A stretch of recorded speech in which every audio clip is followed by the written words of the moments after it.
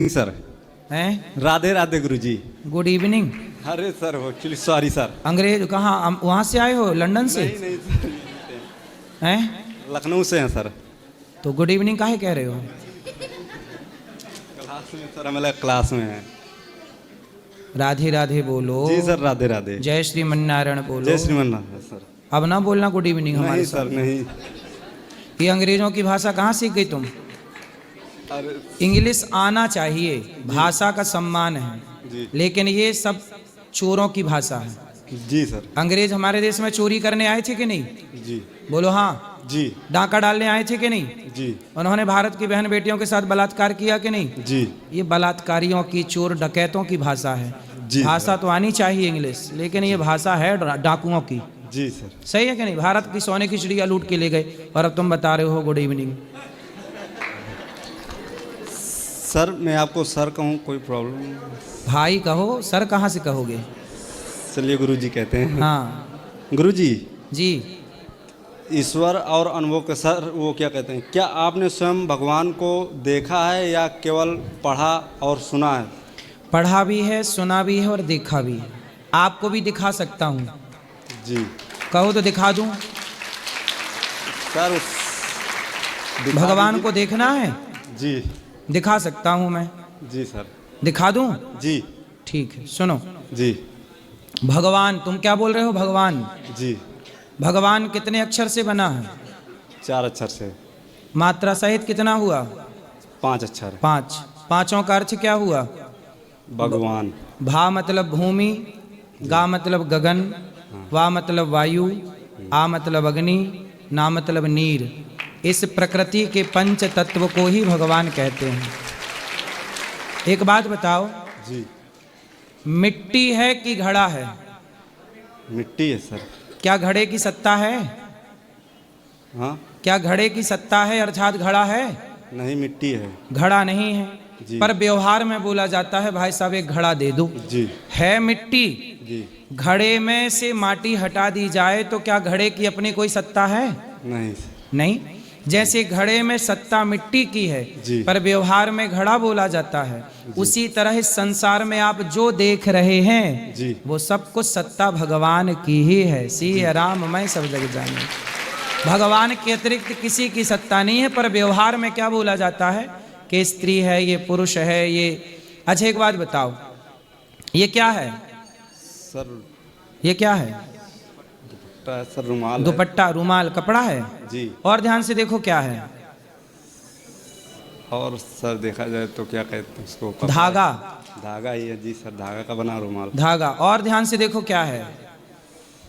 क्या है सर? रुई। रुई। और ध्यान से देखो क्या है?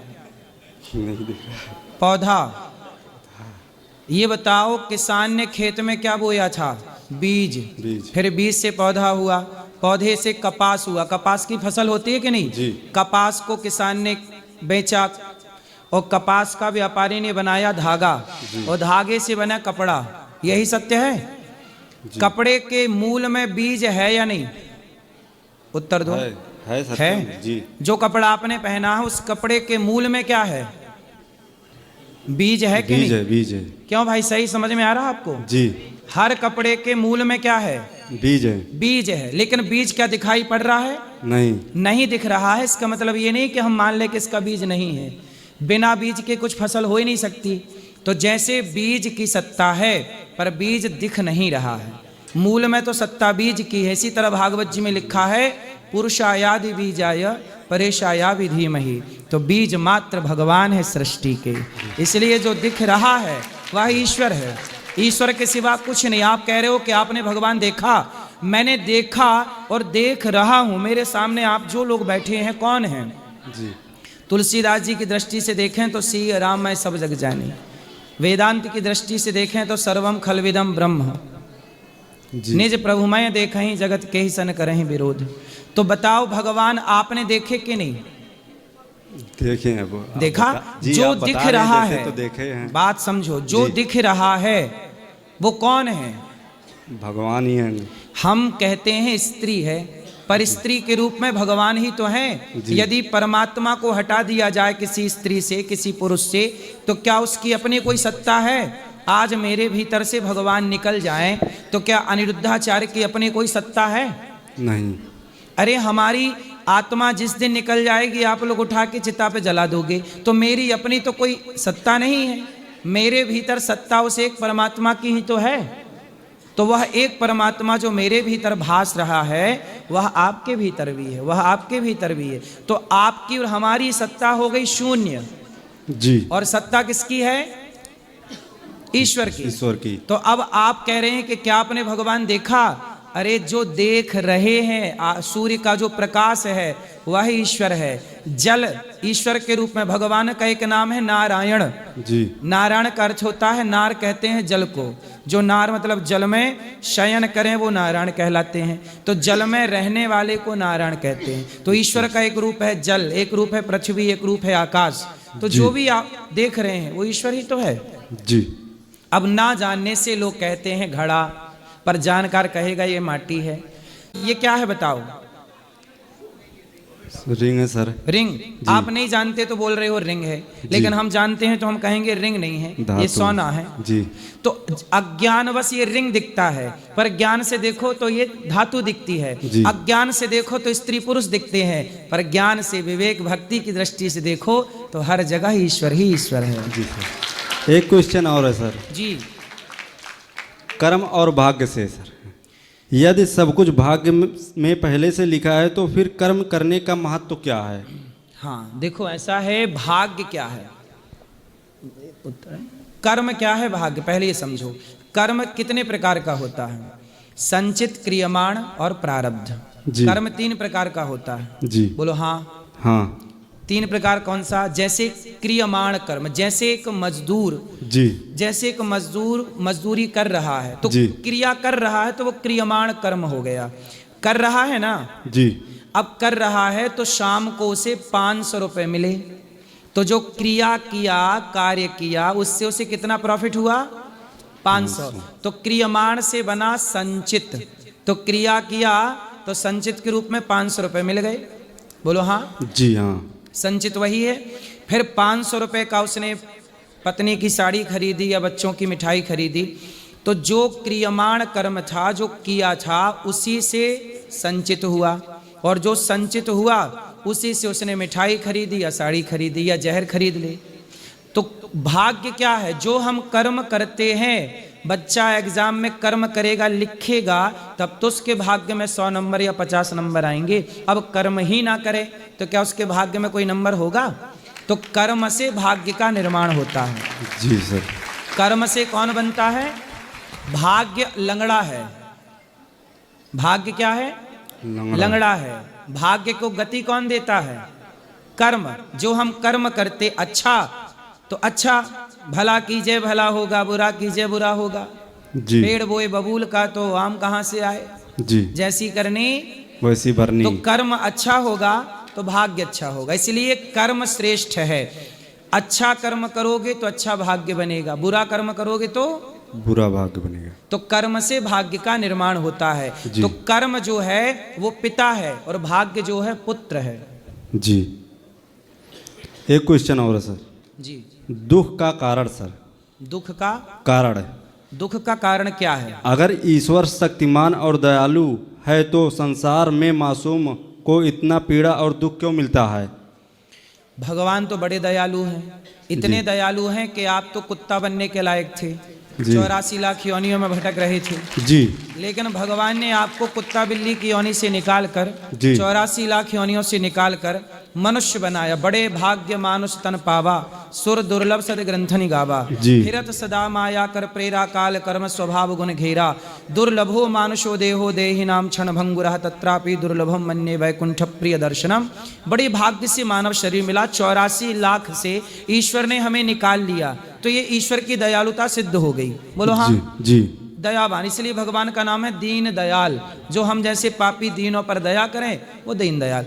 अब आपने कहा कि यदि ईश्वर दयावान है तो बलात्कार क्यों हो रहा है, चोरी क्यों हो रही है, गलत काम क्यों हो रहा है? यही सवाल है। वही सवाल जी। सुनो, ऐसा है कि ईश्वर ने तो आपको मानव शरीर दिया है जी, समझदारी दी है, बुद्धि है कि नहीं जी। अच्छा मैं आपसे कहूं कि आग में कूद जाओ जी, तो आप कूद जाओगे? अरे ऐसे कैसे कूदें, नहीं हाँ कूदेंगे। मतलब आपको समझ है? जी बोलो हाँ। जी। तो ये बताओ, जब कोई बलात्कारी बलात्कार कर रहा था तो क्या उसे ये समझ नहीं थी कि ये गलत है? गलत है।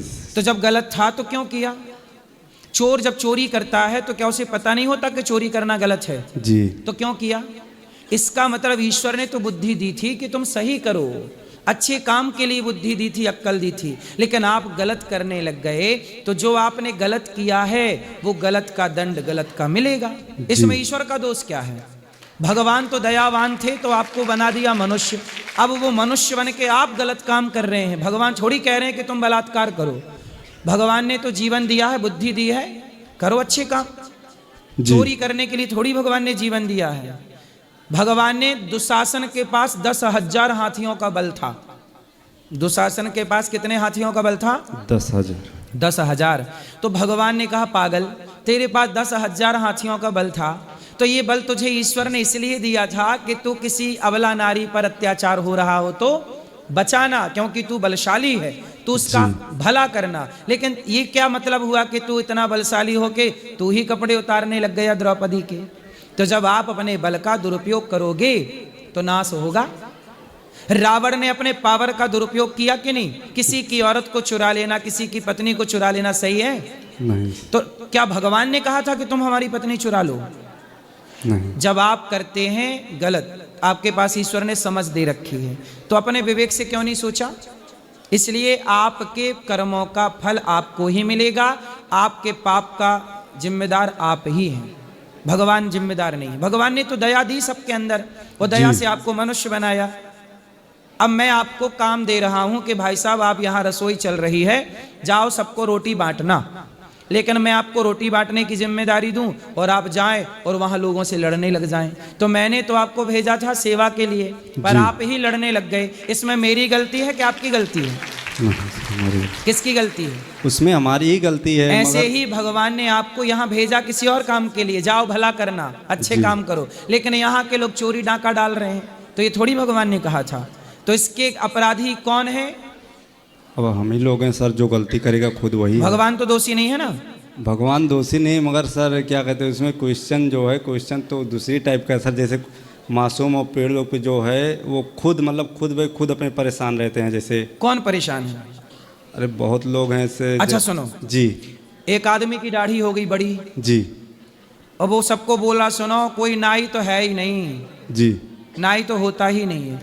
एक नाई ने सुना, यहाँ काहे कह रहा कि नाई नहीं होता, मैं हूं नाई। अरे बोले नाई होता तो मेरी दाढ़ी इतनी बड़ी कैसे होती, बन ना जाती, शेविंग ना हो जाती। उसने कहा पागल तू कभी आया ही नहीं मेरे पास, जब तू आएगा मेरी शॉप में, मेरी दुकान में, तब ना मैं तेरे बाल बनाऊंगा, तू आया ही नहीं। तो भगवान कहते हैं जब तक तू मेरी शरण में आएगा ही नहीं तब तक मैं कैसे तुझे दुख से दूर कर सकता हूं, वरना तो तेरे कर्मों का दंड जो किया था भोग रहा है। तू शरण में तो आ, यही तो लिखा है गीता में, माम एकम शरणम व्रज अहम त्वा सर्व पापेभ्यो मोक्षयिष्यामि मा शुचा। यदि तू मेरी शरण में नहीं आएगा तो भटकता रहेगा ना जी, और शरण में आएगा तो अरे सर मुक्त हो तो नहीं जाएगा। भटकेगा जी। अच्छा विभीषण जी जब तक शरण में नहीं आए तो लातें खाते रहे कि नहीं रावण की? जी। बोलो हाँ। जी हाँ। और जैसे ही शरण में आए तो लंका का राजा बना के बिठा दिया कि नहीं? जी। भगवान कहते तुम मेरी शरण में तो आओ, मैं तुम्हें राजा ही बनाऊंगा, उससे कम नहीं। जी। तो भगवान की शरण में शरणागत कहूँ जे तजही हित अनहित अनुमान तेनर पावर पाप मैं तिनहि बिलोकत हान कोटि विप्रबध लागहि जाहु आए शरण तजिए नहीं ताहु। कितना भी बड़ा पापी हो, अब आप शरण में जाओ ही ना और कहो कि भगवान तो है ही नहीं, कृपा करते। लोग कहते हैं भगवान होते तो हम इतने गरीब क्यों होते, खाने को रोटी नहीं। अरे खाने को रोटी इसलिए नहीं है क्योंकि तुम निकम्मे हो, कुछ करते धरते नहीं हो। अरे करोगे तो रोटी मिलेगी, बिना करे तो थोड़ी मिल जाए। अब सबका दोष भगवान को मढ़ दो कि यार भगवान सब कर रहे हैं, तुम भी तो कुछ कर लो, तुम्हारे हाथ पांव है कि नहीं? जी। अब तुम करो, खटिया तोड़ते रहो, कहो जी कुछ भगवान दे नहीं रहे हैं खाने को। भाई खाने, अच्छा ये बताओ सोना सस्ता है कि महंगा है? जी। सोना सस्ता है कि महंगा है? इस समय तो सर बहुत महंगा है। सोना महंगा है। जी।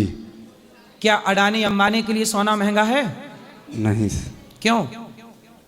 सामान्य व्यक्ति के लिए सोना महंगा हो गया, लेकिन अडानी अंबानी के लिए सोना महंगा नहीं है। नहीं है। अपने आप को इतना सफल बनाओ कि महंगी सी महंगी चीज भी आपको सस्ती लगने लग जाए। ये आपकी कामयाबी है। जी। अब आप कुछ करते धरते हैं नहीं, बस रोते हैं, अरे जी। टमाटर का भाव बढ़ गया, अरे भाई इसका भाव। करो ना मेहनत। हम लोग दिन रात मेहनत करते हैं, काम करते हैं। जी। तो इसलिए आपको, अब हमारे देश का युवा क्या करता है, 6 घंटे क्रिकेट देख रहा है। अभी IPL चालू होगा और छक्का छक्का छक्का छक्का, चौवा चौवा चौवा, ये टाइम बर्बाद कर रहा। बाद में कहते हैं जॉब नहीं मिल रही। अरे तुमने कुछ काम किए हैं, कुछ अच्छी प्लानिंग कर लेते, टाइम वेस्ट कर रहे हो और बाद में रो रहे हो। इससे बड़ी मूर्खता क्या है। जी। राम न मारे काहू को पापी नहीं है राम, आप ऐसे मर जाते हैं कर कर खोटे काम। जी। को ना काहू को सुख दुख कर दाता, निज कृत कर्म भोग सब भ्राता। हर व्यक्ति अपने कर्मों का फल पाता है, अच्छे का अच्छा, बुरे का बुरा। एक क्वेश्चन और सर, मृत्यु के बाद, मृत्यु के तुरंत बाद जीवात्मा का क्या होता है? क्या किसी ने वैज्ञानिक के रूप में प्रमाणित किया है? देखो, वैज्ञानिकों की पकड़ में बहुत कुछ नहीं आया। जी। वैज्ञानिकों की पकड़ में तो अभी ये भी नहीं आया कि बद्रीनाथ में जो गर्म कुंड है वहां गर्म पानी कहाँ से आता है, जबकि चारों ओर बर्फ का पहाड़ है। जी। ठीक है। वैज्ञानिकों की तो अभी ये भी समझ में नहीं आया कि आत्मा, अच्छा विज्ञान आत्मा को नहीं मानता। विज्ञान बोलता है कि एनर्जी होती है। जी। एक एनर्जी है। अब वो एनर्जी हम आध्यात्मिक लोगों से आत्मा कहते हैं, साइंस उसे एनर्जी कहता है। लेकिन विज्ञान की पकड़ में आत्मा नहीं आई, क्योंकि आत्मा का स्वरूप कैसा, भगवान कहते हैं अणोर अणियान महतो महियान। भगवान बड़े से बड़े हैं और छोटे से, ऐसा कोई भी सिस्टम नहीं बना कि वो आत्मा को देख ले। कोई भी माइक्रोस्कोप ऐसा नहीं है जो आत्मा की बारीकी और सूक्ष्मता को देख सके, लेकिन आत्मा है। अब आप कहते हैं कि आत्मा कहाँ जाती है, यही सवाल है। जी। सुनो, जब आदमी मरता है तो आत्मा कहाँ जाती है? अच्छा ये बताओ कि आपका चित्र 10 दर्पण रख दिए जाएं आपके सामने, दर्पण, तो आप एक हैं। आपके सामने 10 दर्पण होंगे तो आप कितने हो जाओगे? 10 हो जाएंगे। आपके प्रतिबिंब क्या है? एक। आप बिंब हो। जी। और जो दर्पण में दिख रहा है वो आपका क्या है? प्रतिबिंब। प्रतिबिंब है। बिंब का प्रतिबिंब होता है। जी। एक अनिरुद्धाचार्य के सामने 100 दर्पण रखे जाएं तो 100 अनिरुद्धाचार्य दिखने लग जाएंगे कि नहीं? जबकि मैं हूं एक। उसी तरह ईश्वर एक है, लेकिन ईश्वर के प्रतिबिंब बहुत हैं। हर घट में वही परमात्मा दिख रहा है, तो वही है ईश्वर अंश। तो आत्मा ईश्वर का अंश है। अच्छा, जब कांच टूट गया, गिलास टूट गया, आईना टूटा, तो मेरा चित्र आईने में था, टूट गया तो कहाँ चला गया? अभी दर्पण में आप दिख रहे थे जी। लेकिन दर्पण टूट गया, तो बताओ आप कहाँ चले गए? अरे सम तो खेले हैं? जब दर्पण टूट गया तो शर्म कहाँ अकेले जो प्रतिबिंब था वो बिंब में खत्म। जी। उसी तरह जब आदमी मरता है तो पंच तत्व में समा जाते हैं, और जो आत्मा है वो ईश्वर का अंश, ईश्वर अंश जीव अविनाशी, ईश्वर का अंश ईश्वर में मिल जाता है। और जो आपने पाप पुण्य किए हैं वो सूक्ष्म शरीर नरक और स्वर्ग का गामी हो जाता है। जी। सूक्ष्म शरीर 3 तरह के होते हैं, स्थूल, सूक्ष्म और कारण। ये सब कथा में हम विस्तार से समझाते हैं इन विषयों को। एक क्वेश्चन है सर, माला करने पे अगर 11 माला किया जा रहा है जैसे, और उससे अगर अधिक हो जाता है तो? अच्छी बात है। 11 माला से 100 अधिक रुपए कमाते थे, आज 200 कमा लिए तो 100 रुपए फेंक थोड़ी दोगे? जी सर। फिर ज्यादा हो गया तो ज्यादा है, तो प्लस है आपके लिए, है ना? इसलिए सब प्लस है। 11 माला जप रहे थे, आज 12 जप लो, 22 जप लो, 50 जप लो। अच्छी वही बात। पूछ रहे थे, जैसे अगर अधिक हो जाए तो कोई ना हो। आपका बेटा अधिक प्यार करने लग जाए तो आपको क्या जीर्ण हो जाएगा? नहीं सर, प्यार में सर और माला में फर्क। क्यों? प्यार से तो माला होता, प्यार नहीं तो माला का बात का, है ना? तो प्यार केवल तुम वही वाला समझते हो क्या, इलू इलू वाला? नहीं सर। ये भी प्यार ही है। भगवान का भजन प्यार से ना होता है। राम ही केवल प्रेम प्यारा। जी। ठीक है, हो गया? जी हो गया सर।